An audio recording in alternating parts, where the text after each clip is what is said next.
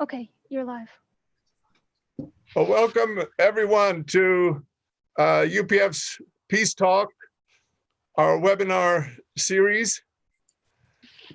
We're very, very happy. We have a very large audience. We have an all-star group of panelists, a very timely and important topic that we're excited to present. We are living through challenging times. Of course, it's the time of the COVID crisis, and whether it's related or not, we're seeing many critical situations emerging around the world. Of course, the economic recession, but we're seeing rising tensions between two of the world's great economic and military superpowers, the US and China. We saw recent flare-up on the border between India and China. There are very serious issues being discussed in the Middle East. In my own country, we've had a series of demonstrations and protests over the horrible killing of George Floyd by a police officer, and calls for criminal justice reform and addressing the longstanding problem of racism. And this has spread to many countries. So it is a time of crisis. Our theme today is the role of women in times of crisis. And certainly the crises of this time are not in short supply. We have hope. We do believe that even forums like this that promote dialogue, respectful, constructive conversation about critical and important issues can play a very, very important role in our world at this time. So I'm very, very happy for our panel. I want to move straight away to introduce our moderator for today. The panelists, many of them represent the International Association of First Ladies for Peace, which is a project of UPF and the International Summit Council for Peace in partnership with Women's Federation for World Peace International, without whose help and support this webinar would not have been possible. And on that note, I want to happily introduce Carolyn Hanshin. She is International Vice President of the Women's Federation for World Peace International. She also serves as WFWP's primary leader in Europe and the Middle East, has been based in Geneva for many years and does incredibly great work there while also raising her 7 children. So Carolyn, you take over from here. Thank you. Thank you very much, Dr. Walsh. Women's Federation is honored to have been invited by the Universal Peace Federation to contribute to the development of the International Association of First Ladies for Peace and to help facilitate this important discussion today. Our discussion today, as Dr. Walsh mentioned, will be around a cross-cutting, broader topic, the leadership of women in times of crisis, and the creative and innovative solutions to the challenges that threaten our families, our homes, and communities that are being designed and implemented by women. These are often different than those proposed by male leaders due to different priorities, other knowledge, and experience. We are all well aware of the current pandemic and the layers of loss and pain related to that. But today we'll look at this underutilized, relatively untapped resource of the unique leadership training that is learned in the role of First Ladies, their access to communities, their empathy and concern created through their service in a position of support to their nations and their husbands who are the heads of state or government.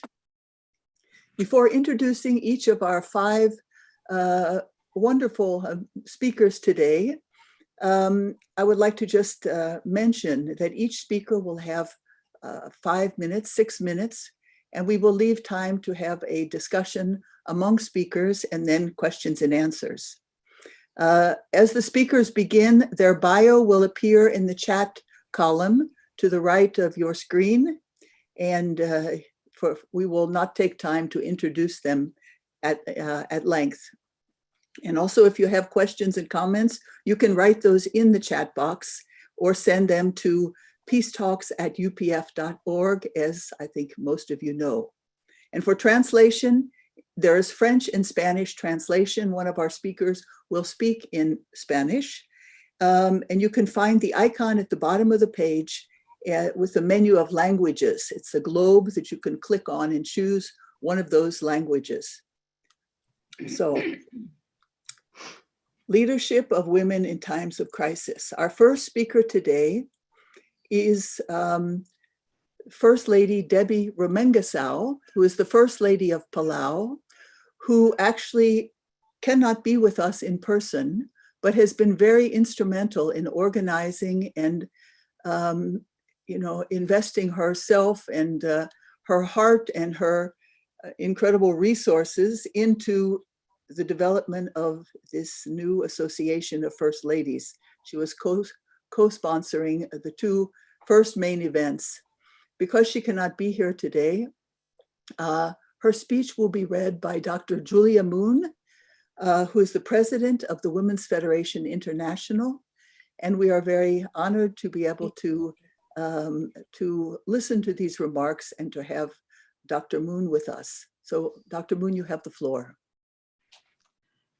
Thank you, Carolyn, for your introduction. Dr. Walsh and members of this prestigious panel of First Ladies, good morning and good afternoon. It is truly an honor to be with you for this webinar. I thank you, Dr. Walsh and Universal Peace Federation, for this opportunity to be here today. Women's Federation for World Peace International and I are honored to work together with you to support the development of this unique and promising initiative, the International Association for First Ladies for Peace. The opportunity for women leaders to come together across sectors, including civil society and First Ladies, is hopeful for the betterment of our troubled world. Along with their leadership, experience, and knowledge, they bring a depth of concern, empathy, heart, and commitment to the greater good in addressing a wide range of pressing social issues.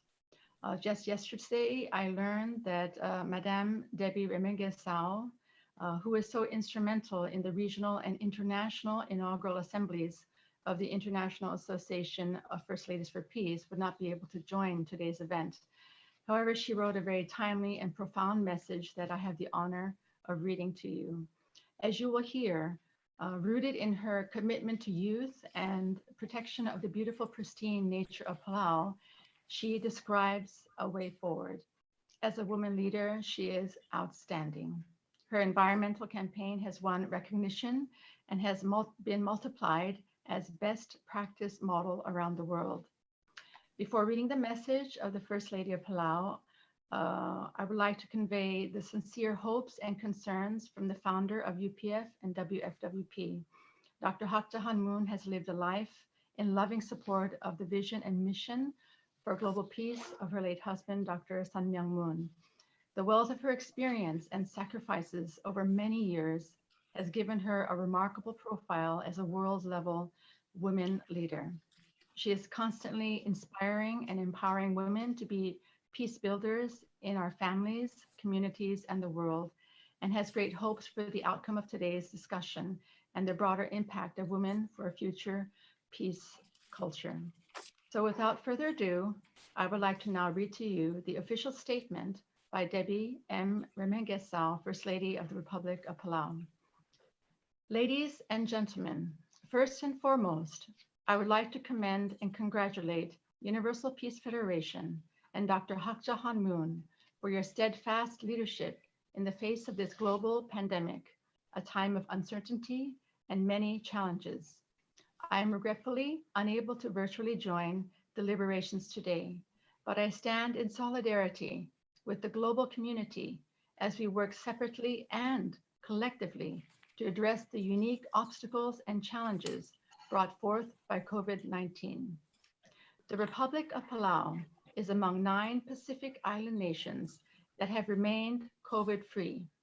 Since January, Palau's National Emergency Committee and other relevant government agencies have successfully developed strategic plans, protocols, and procedures to prevent the entry of COVID and prepare for the worst case scenario, COVID infection and transmission.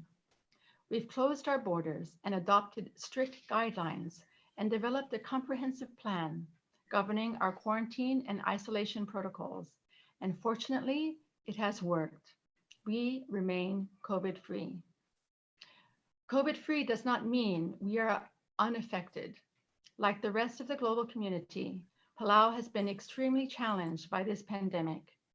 Like the global community, our friends and neighbors in the Asia-Pacific region, our economy, health, tourism industry, and overall livelihoods has been greatly impacted.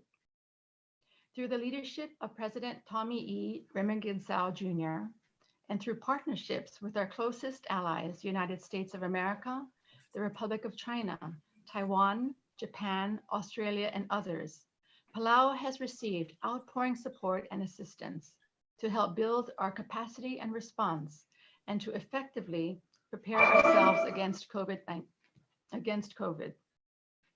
During this unprecedented time, the world must look to each other.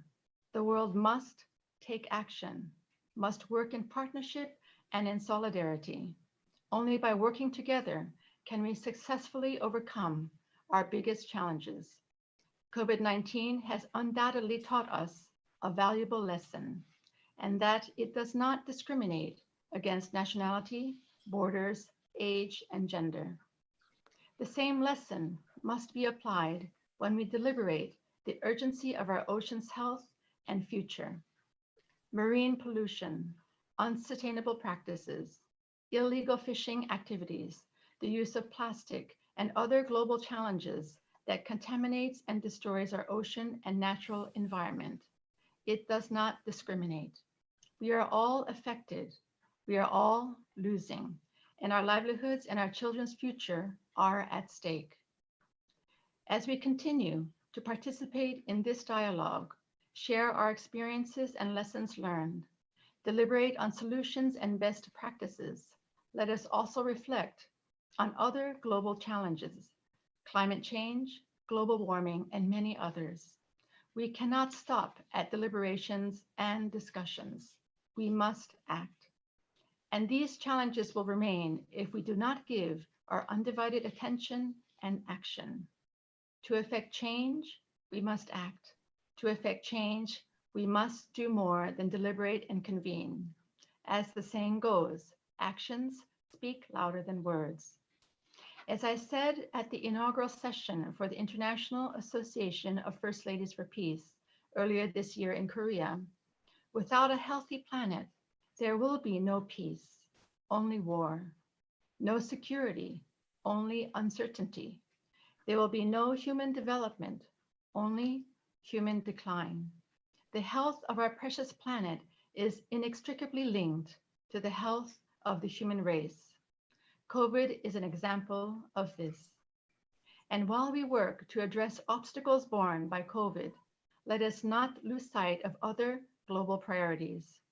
As stewards of the ocean and the environment, as leaders, as public servants, as people, it is our responsibility to leave a safe, peaceful, and healthy planet that our children and their children's children can enjoy.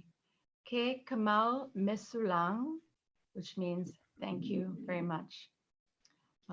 So this is the message from Madame Debbie Remengesau.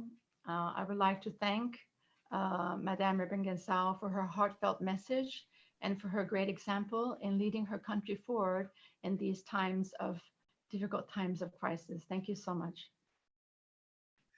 Thank you, Dr. Julia Moon.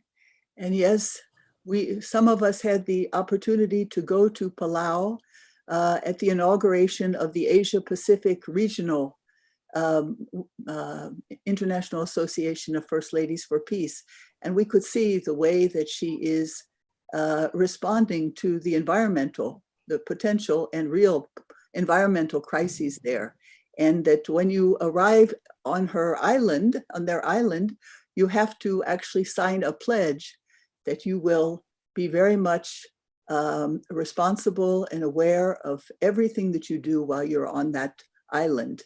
And it's a very, very moving kind of philosophy, actually, that they have that I think touches everyone who goes there. So thank you very much. Our next speaker, Dame Patience Jonathan, former First Lady of Nigeria, a nation of 196 million people. I'm a mother of 7 children, but I can't imagine what it must be like to feel responsible for 196 million people. So I think she is, I know she's very active in many areas. She works with the Security Council Resolution 1325. She is doing many, many things and continues to be fully engaged. So Madam Jonathan, we would love to hear from you. I want to commend the Universal Peace Federation for organizing this webinar and appreciate my co-panelists and the audience.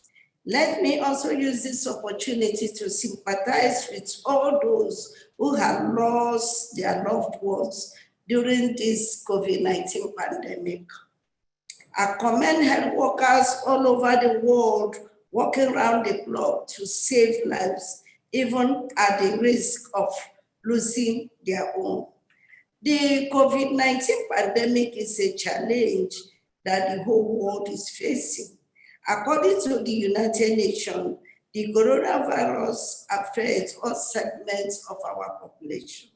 It has affected governments, economics, our environment, healthcare system, businesses, employment, our children education, families, the physical challenge, and our social life.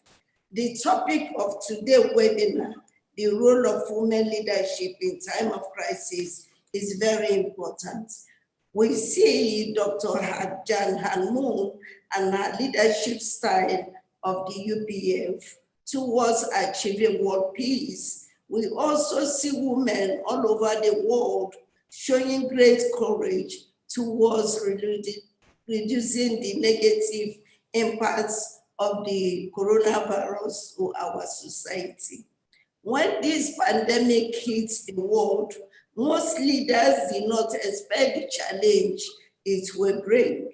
In Africa, the case is not different considering the fragile state of our continent. Even though the numbers of deaths are lower than those in the Western world, Africa may be worse hit economically and socially. My NGO for Women for Change and Development Initiative has been working with key stakeholders to provide accurate information about COVID-19 so that families, particularly in the rural areas, can stay protected.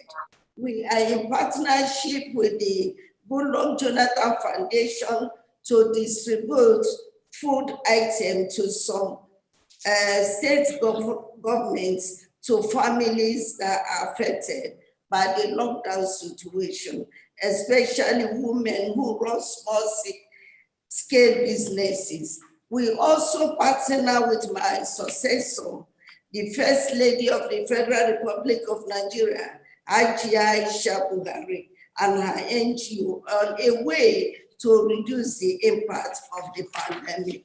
This is similar to what my NGO did when I was the First Lady of the Federal Republic of Nigeria 2010 to 2015. We deliver relief items to IDP camps all over the country. Also, as former president of the African First Ladies Peace Mission, in 2013, I initiated effort to provide relief material to victims of violence and conflicts in Mali, Kenya, Sudan, Guinea-Bissau, Sahrawi Arab Democratic Republic in Africa. My outreach, the AR Foundation, has been involved in the issues of health and well-being of men and women and children. We intervene in so many cases to provide funds to families who have loved ones with heart condition so that they can travel out for surgeries. We also partner with the National Hospital to build a world-class hospital, and also with Apollo Hospital in Abuja, so that those one affected with heart condition can go for surgery. In adding to the new normals, my NGO is making plans to partner with some media organization, local radio station, and some national celebrities to collaborate on how to get messages in various local languages to more rural communities to avoid community spread. We are distributing face masks and sanitizer to those families and asking them to stay safe by wearing their masks in public places, maintain social distancing, and wash their hands regularly, and use sanitizer until we record 0 case of COVID-19 virus. Women are good at taking initiative. So I am not surprised that all over the world, we are also at the forefront of managing this pandemic. In Africa, women are also working as doctors, nurses, and other caregivers, and their efforts has continued to yield positive results. In Nigeria, the Ministry of Humanitarian Affairs and Disaster Management and Social Development has a woman, Ajia Sayi Umar Farouk, is working on behalf of the federal government to reach out to the less privileged families. Several Nigerian women in the entertainment industry, sports, and various other industries has taken over the social media space to contribute in creating awareness that our people should follow the protocol of the federal government and the Center for Disease Control. After our meeting in South Korea, I paid a courtesy visit to Her Excellency Aisha Buhari to discuss issues of their child education and increase in women participation in politics and governance. We are also working with major stakeholders to draw up training and skill acquisition program for more women and provide starter pack for them.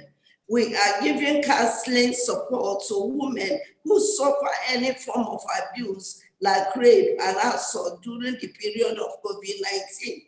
In most crisis situations, because women and children are worse affected, we encourage our governments at all levels and the private sectors to support more women in leadership positions, politics, parliaments, and businesses. Although the issue of building a peaceful society is everybody's responsibility, women are critical stakeholders in nation building. So as I conclude, I call on women all over the world to continue to lead the crusade for gender equalities and change for a better society. Thank you, the panelists.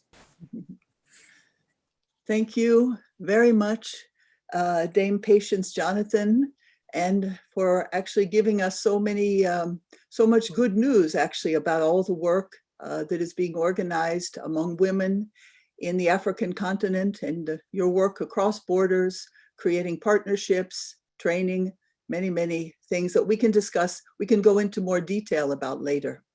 Thank you. Our next speaker is Honorable Emilia Patricia Alfaro de Franco, former First Lady and current Senator of Paraguay.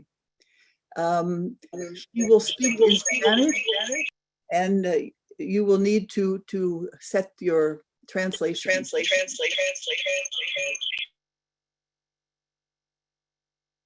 You have the floor.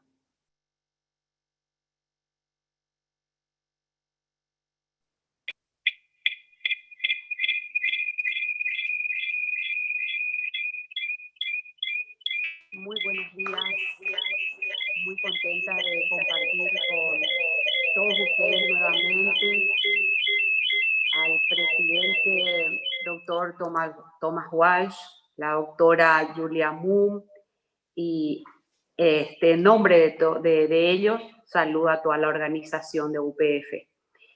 Y un saludo muy especial a la doctora Jack Hamoum, la madre, y saludo a todas las ex primeras damas presentes en este momento tan crucial por el que estamos atravesando en el mundo entero.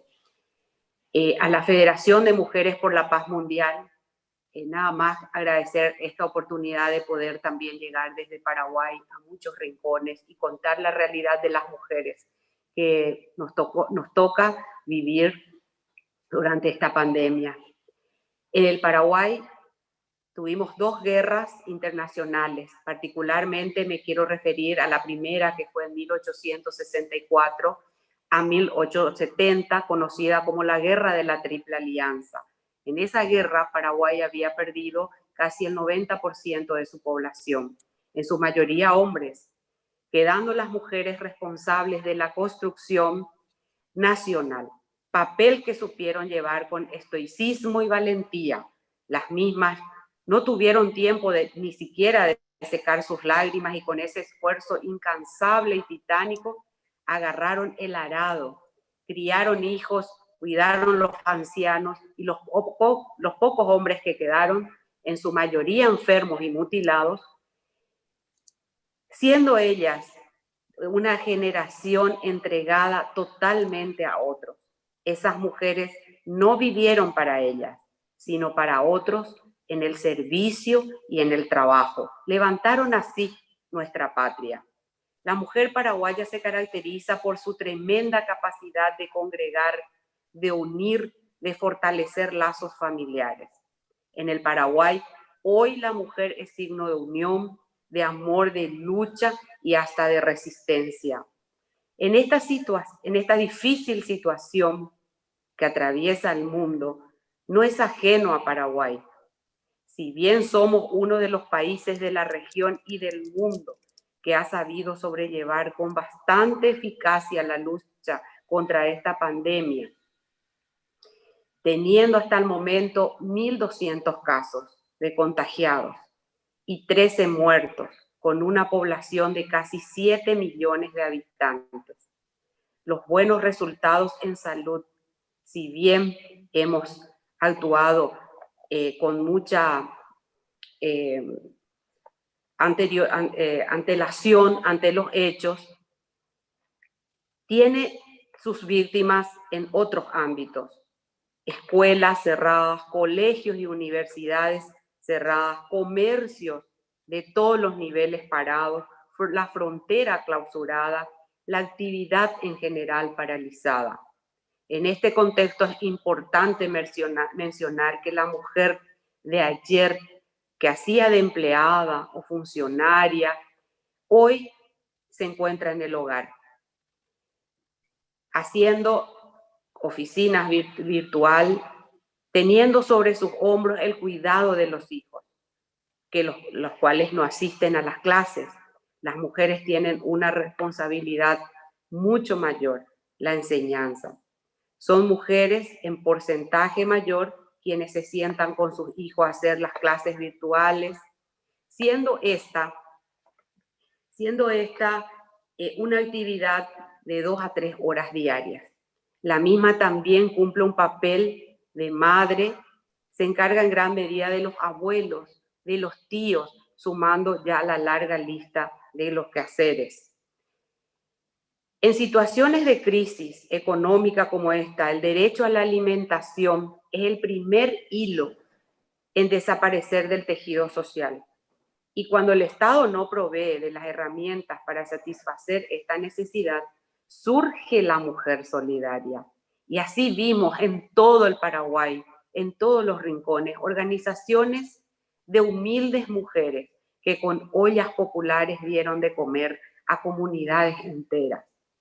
En cuanto al liderazgo de la mujer en esta crisis, la misma principalmente se encuentra en el frente de batalla en primera línea, porque como en todo el mundo, la proporción de profesionales de blanco prácticamente es de 3-1. Son muchas más mujeres las que se encuentran peleando en primera línea, exponiéndose de forma directa a este virus. Sin embargo, hay que hacer notar en cuanto a las principales autoridades de salud al frente de esta pandemia, se encuentran totalmente copados por hombres. Pero en contrapartida, en otro ámbito de suma importancia que hacen principalmente a las contingencias y respuestas del Estado en cuanto a las consecuencias de este virus, se encuentran mujeres dirigiendo nada más y nada menos que la cartera de Industria y Comercio, como también la de Trabajo. En ambos ministerios concentran gran medida las respuestas del gobierno para paliar el golpe económico que implica la paralización de las actividades en general.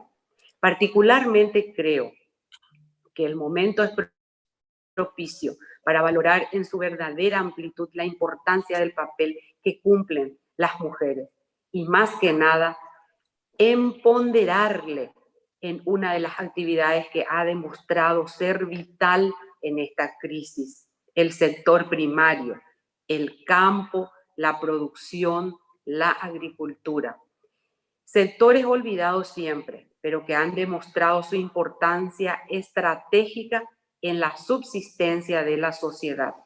Por ese motivo, el Estado debería garantizar de manera especial la profesionalización de la mujer en el campo.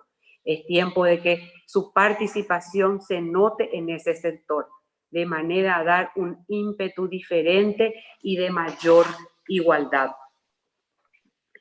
También creo particularmente que se debe apostar al liderazgo femenino en tiempos de crisis, ya que actualmente estamos viviendo como países dirigidos por mujeres que han sabido sortear los mejores resultados esta difícil situación, sea por su rápida reacción, su empatía, su mensaje rápido o efectivo. Las mujeres al frente del gobierno han tenido resultados muy satisfactorios. Más que nunca, el Estado debe poner en manos de mujeres solteras con hijos, por ejemplo, herramientas que puedan asegurar su subsistencia.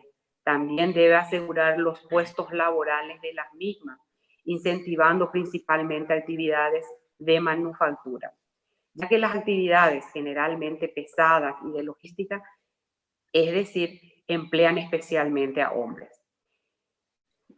Creo que este virus nos ha demostrado que todos somos iguales ante él, mujeres y hombres, ricos y pobres, todos pueden caer ante su mortalidad. La única manera de salir adelante es existiendo realmente una igualdad entre todos, cooperación sincera, compartir las responsabilidades, asumirlas conjuntamente.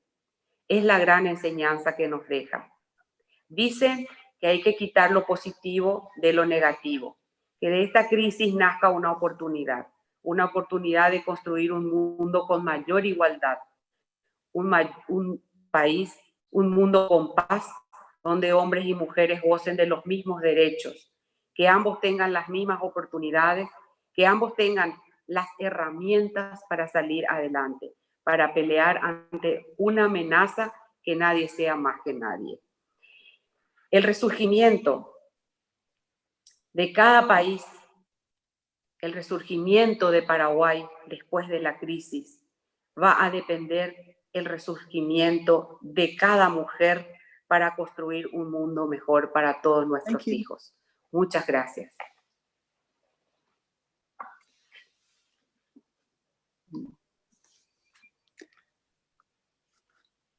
Thank you very much, Honorable Emilia Alfaro de Franco. I remember well when we were in Korea too, you gave us a history lesson of great women from Latin America, which is really very inspiring for all of us to hear. We appreciate that you put so much importance on that and that are being able to really learn from history and find models in what we are doing today from the work of great women historically. Thank you for your great work that you are doing in your nation and still being on the front line as a senator.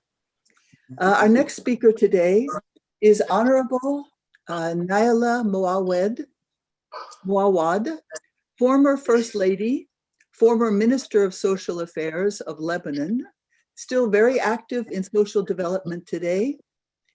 And she has been an MP for 20 years. Madam Moawad, we're very happy to listen to you today. You have the floor. Thank you very much, and thank you for organizing such a beautiful meeting so we can get to know each other.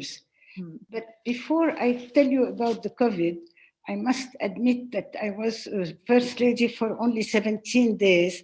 After that, my husband was assassinated, and I had to fight to continue the work he had started.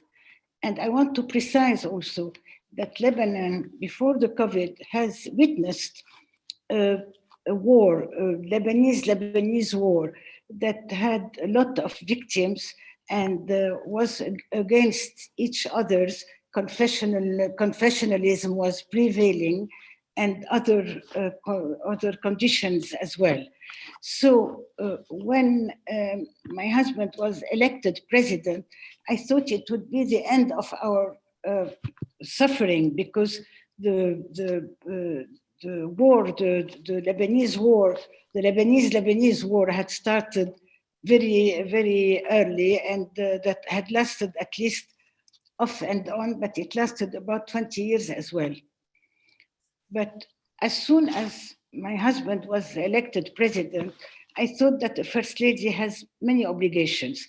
First of all, she has to be the First Lady, and being near her husband in special circumstances, but also a First Lady has to be near the people, has to have the empathy with the people, and has to know more about her people and the Lebanese people. So my first initiative during these 17 days was to go in a very remote area of Lebanon that had just been liberated, and I spent the whole day there listening to people's complaints, what they wanted to, what they were lacking of, what their ambitions were, and what I could do for them. And it still remained after my husband's assassination, where I took the place of his responsibilities in our area, and I became parliamentary responsible, and I did a lot, mainly in two things: education, development, education. Development, it's human development, and education is indispensable to make a human development. And development was very rare for women, education was very rare for women, and even most rare for children. So it has been my ambition ever since. And I must say that I did work a lot, and I did work a lot on legislations for women and for children. Women having their rights, which they didn't have at all, and they were not very highly considered, and children who were working ever since 8 years. I won't go into the details of the legislations, but I was teaching the fact that our children have to be all equals. They have to all go to schools, whether private schools or even better, public schools, and we have to improve the level of the public schools. And women have to know they have a responsibility, and their role is very, very important. So we had this war before the COVID, And when slowly the war and the bad consequences of the war were fading off, we had the COVID-19, and it was a catastrophe for Lebanon that was already living and going through a dramatic situation, especially concerning the living of the people, especially concerning the money that people didn't have anymore. And definitely the COVID came and added a terrible burden on all this. And now we are really going through a dramatic economic situation, a dramatic scholar education, a dramatic situation on all of it. So I think we will continue talking about these subjects when we finish our introduction, but we have to do a lot. And even for the COVID, we had to develop also as women and as responsibles, as members of parliament, as former minister, we have to develop empathy and to go and see all the people. That's why also I started a foundation that I called under the name of my husband, the Moawad Foundation. And we are working very hard, especially in this situation, where we are assuring 1,500 alimentary gifts to many areas in Lebanon. And it's not only the area that I represent as a member of parliament, but I always say my husband gave his life for Lebanon, and I'm in charge of the whole Lebanon. Mm-hmm. I think it's better to continue and not to continue the conversations amongst us. And it's very important to get to know each other better, to get and to help a more comprehensive project of being unified as first ladies, former or actual first ladies, and to benefit of our mutual experiences. Thank you. Thank you. Thank you so much, Honorable Nayla Moawad. Actually, Madam Moawad was the only one among our speakers who was not with us in Korea at the founding of the International Association of First Ladies for Peace.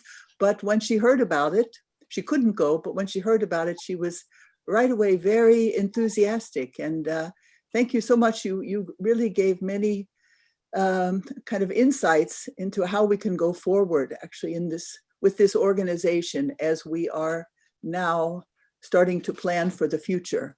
So thank you very, very much. Our final speaker today, Mrs. Fionnuala Kenny, wife of former Prime Minister Edna Kenny of Ireland, actually first woman to head the Irish Government Information Service, also a very active woman who just actually we could reach finally last night. So she came in with really little warning, but we're so grateful, so happy that she was courageous enough to join us anyway. So the floor is yours. Thank you very much. Thank you. And good afternoon from Ireland. And I'm so pleased to see so many of you that we did meet in Korea. And that was only last February. And it's very hard to imagine how the world has changed since that time. And all because of COVID. I mean, it's certainly in my lifetime, I have never seen anything that equaled the impact of COVID-19, not a war, tsunami, 9/11 or other disasters, that this has been a truly global impact all over the world. And I say that is the thing, as has been said before by others, it is one of the things that COVID has shown us, how totally interdependent we are, that we all share this small planet, and that really the virus has made no distinction between rich or poor, north or south, east or west. some of the wealthiest countries, in fact, like the US, has been one of the hardest hit countries in the world, and Britain isn't very far behind them. So hopefully, in actually recognizing that, if something good is to come out of this experience, is that we will recognize more that we are all bound together, and that what is in the what is in the interest of one is in the interest of all. That I think that would certainly be a big help. That and looking forward that it will make a difference in international relations. One of the other things that this virus has shown us is the I'm on mute. I did unmute. Oh, feck it. You're not muted. Oh, I'm sorry. here. Somebody just sent me a text to unmute. Sorry, and I no, that's all right. So I can continue, can I? Yes. Sorry, I hope I didn't use bad language when I got that. Another thing is to say that this virus has shown us, I think, is the need for our leaders to show truth, honesty, frankness, and openness with people. And I think people where they have responded best is where their leaders have given them the real facts based on scientific and medical information, and that these countries that have done that, the citizens have bought into the very difficult but necessary measures that have been taken. Whereas in countries where there are far more mixed messages, where some people have been giving downright, telling untruths in wanting to make it disappear, the virus disappear on its own, that this just hasn't worked. And I think that, again, it should be hopefully an ongoing lesson that if we want citizens to follow, as I say, a difficult regime, they do need to understand the solutions and be given a clear and unambiguous pathway as to how to get there and why. There's, again, it's certainly true that countries that moved quickly had the best results. I mean, look at Taiwan, Singapore, Korea, Japan, New Zealand. And I think moving forward, and I am trying to look more forwards than backwards. I mean, I think we all understand, the horrendous impact it has had, but, trying to look for what we can learn from it and looking forward, that I do think the World Health Organization needs to be, strengthened so that it can respond more quickly and more forcefully and more directly when, and it is when the next pandemic happens, not if. I mean, I firmly believe that this is the start of something that we're going to see much more of.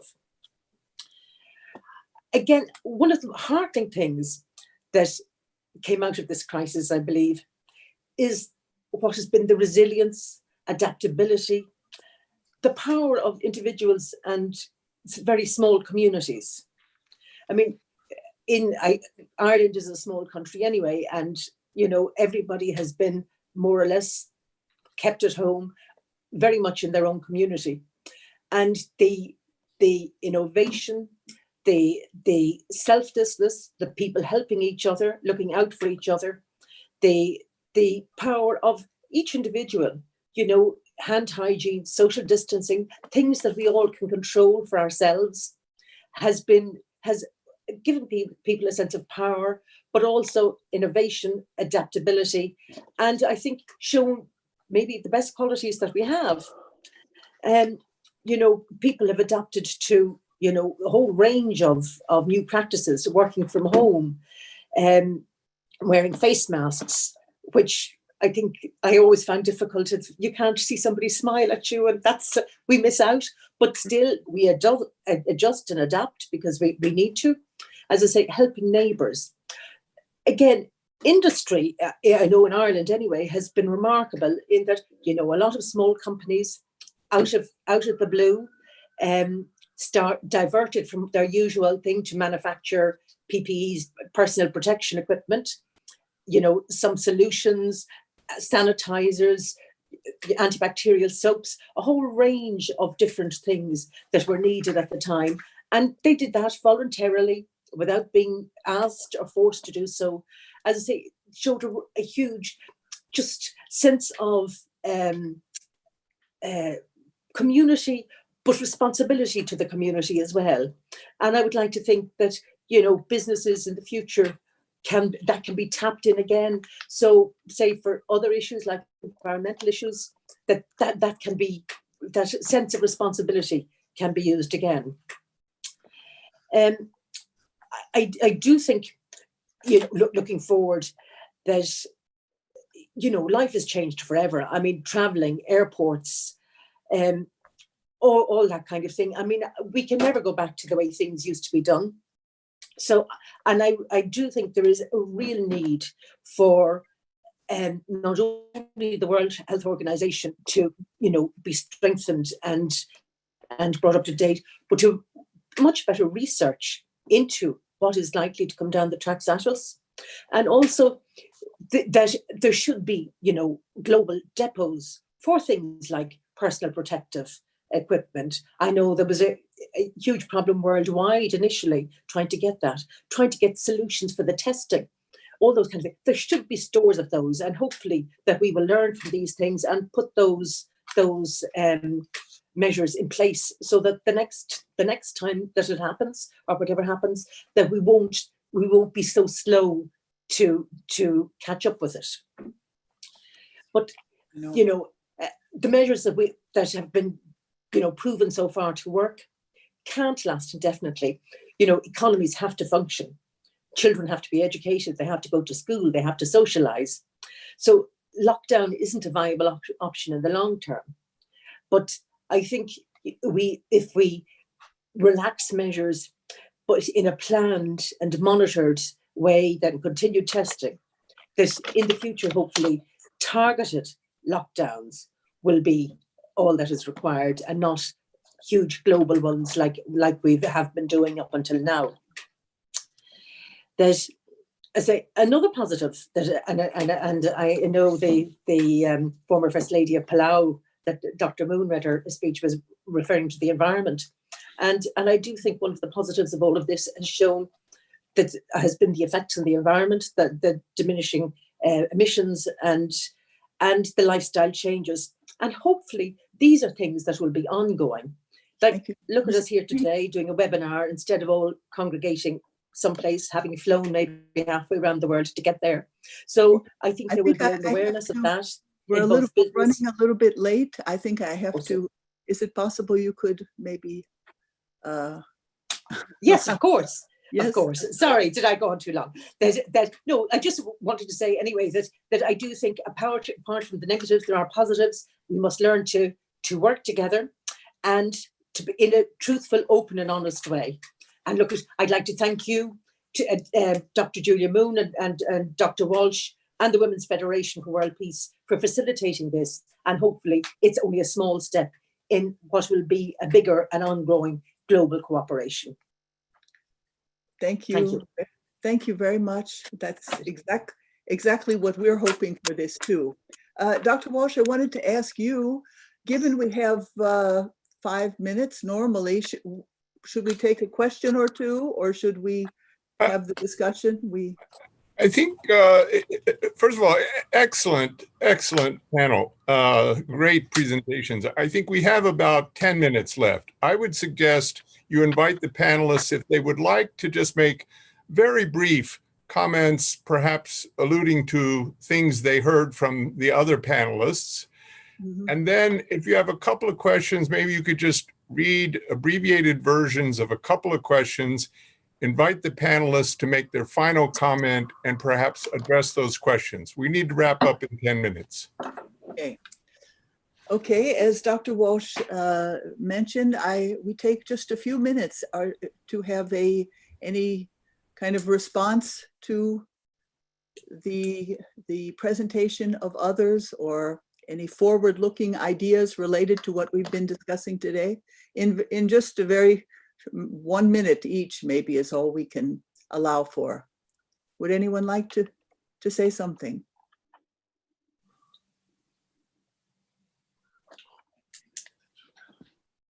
The First Lady of Lebanon has her hand up. Yes, please, go ahead. Yes. I would like to say first, it was very interesting to hear all the First Ladies, and Caroline, you are really a perfect organizer in this sense. I just wanted to say two things. First of all, I'm very proud of the Lebanese people because they were all one person, because we had one common big, huge problem, which is the COVID-19, and everyone tried to give something to the other one. Like today we are talking also, we have common points. And the most common point was the confinement that brought us to think of our lives and to see that we have been very spoiled before. And we went back to our inner personality and to see that we were interested by many things that were not very interesting. And being alone to think and being alone to help, it's fantastic. And this is the big lesson of COVID-19, without mentioning the dramatic consequences of people who were ill and mainly the people who died, of course. Thank you. Thank you. Maybe one more. Is there one more comment, or before I read a few questions? Yes, please, Honorable Franco. You're muted. Yes. Honorable Emilia Alfaro de Franco.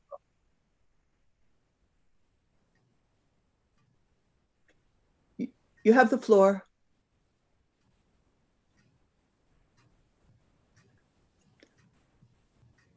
Ok, gracias.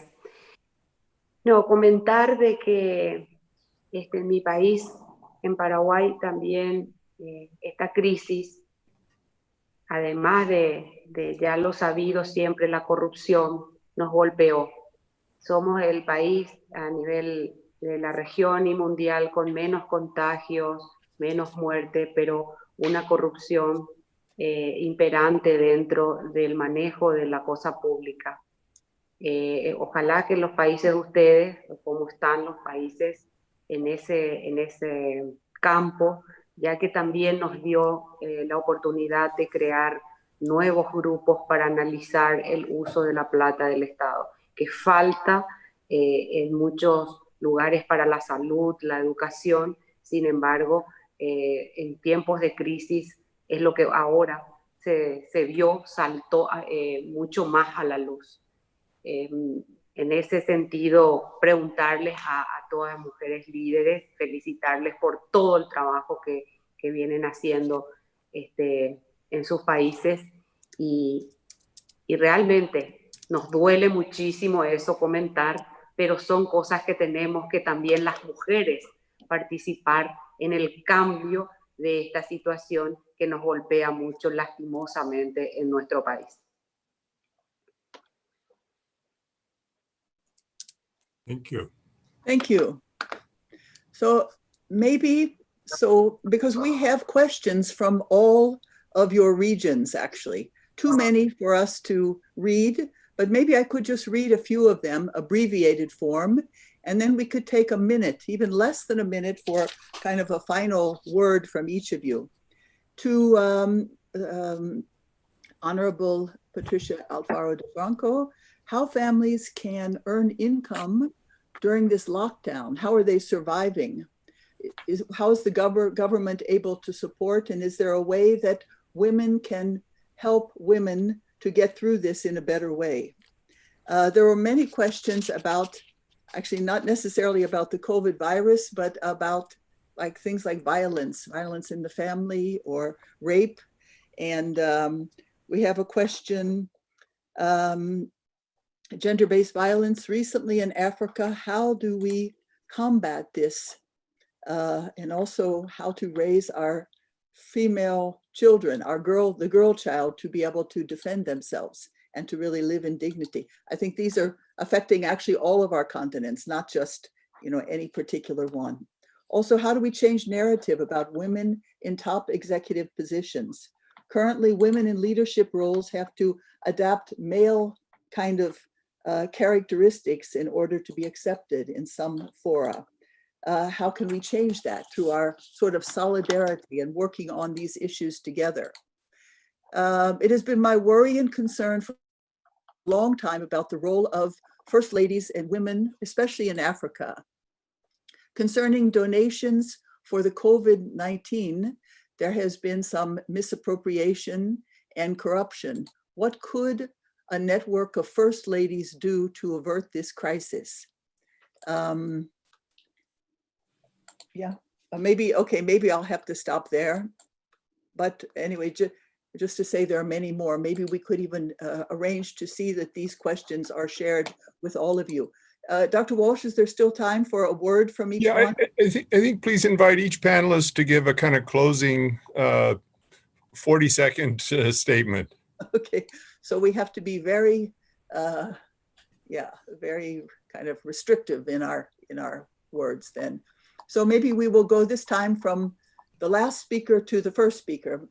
Mrs. Kenny, could you start? Yes, I'd just like to take up the issue of domestic violence, because in Ireland, there was a very big increase in domestic violence while people were locked in at home and obviously frustrated and maybe seeing more of a partner they didn't really particularly like. And so I do think it's the responsibility of every government to put agencies in place where women can escape, can get out of bad situations. And I know you're looking at the clock, so I'll shut up. Yeah, actually, I wasn't. I was listening deeply to what you were saying, but our next, okay, and Honorable Nayla. Well, when we are talking about violence at home, I must say that very unfortunately, the confinement has increased violences at home, and women must be stronger. They have to refuse, because when they don't accept the first time, it doesn't continue. And we have so many things to talk about. What I wish and to tell you and to tell Dr. Walsh, that we have to continue meeting each others so we can get enriched from each others, and we can bring our countries together, and we can bring our problems together. Thank you. Very good. Yeah. Okay, and then Dame Patience Jonathan. Oh, no, I'm sorry. Honorable Emilia.